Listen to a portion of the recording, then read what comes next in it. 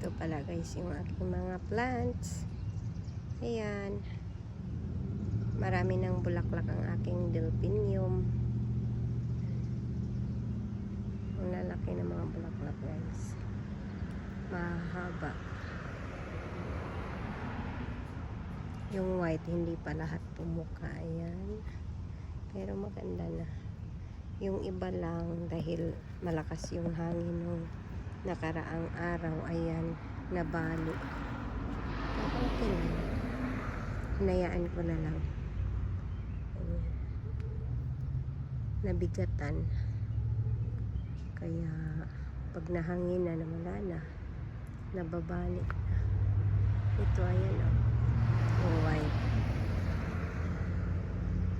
Hindi pa lahat pumuka. Pero ang ganda po. Bumuka na. Parang itong purple. Ayan. Ang ganda guys. Masipag itong mamulaklak itong mga delphinium ko guys.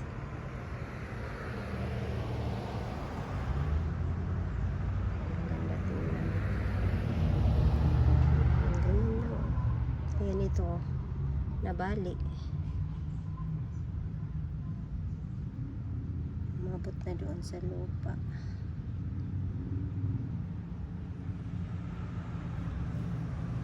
Sa mga mahilig dyan sa mga flowers. Maganda din yung delphinium.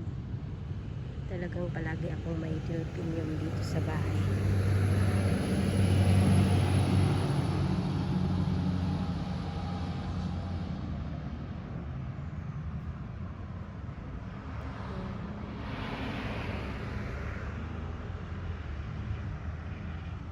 Katatapos ko lang magdilig eh. Pagkagaling sa work, diretso na dito sa garden. Magtanggal ng mga damo. Tapos magdilig. Ayan. Yan, marami pa dito. Ayan, hindi pa yan namulaklak yung mga lilies. Ganda din yan pag mamulaklak. Doon, mga dianthus. Ayan, may mga dianthus din ako guys. Nagsimula na mamulaklak. Mga dianthus. Ayan siya guys. Ayan. Basa pa. Ito makapal yung niya. Bulaklak. Ito, excited na ako mamulaklak itong iba kong mga plants guys. Kakapal.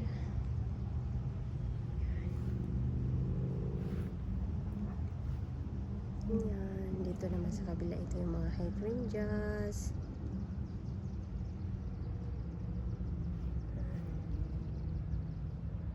Matagal pa ito mamulaklak. Pero ang ganda pag mamulaklak na rin to. Kasi ang lalaki ng bulaklak ng mga hydrangea. Ito yung aking mga perennial plants. Talagang bumabalik lang to yearly. Ayan. Ayan. Hindi pa yan masyadong bumuka. Doon naman mga daisy. Ilan pa lang yung bumuka sa mga daisy. Excited na ako na ayan guys, ang daming bulaklak dyan guys. Pag bumuka na to, ang ganda tingnan. Magna 9 o'clock na dito ng gabi guys, kaya ganito yung medyo madilim na. Pero maski 9 o'clock na ng gabi, maliwanag pa rin naman. Ganito pag summer na dito sa amin. Dito sa Amerika. Yan.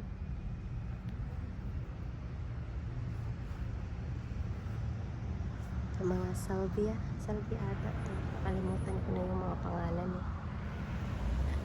Sisipag din mamulaklak. Ayan. Diba?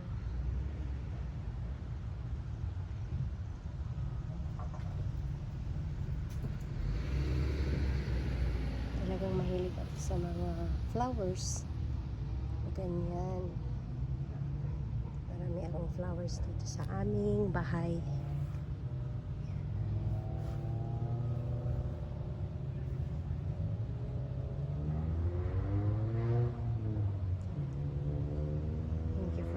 watching.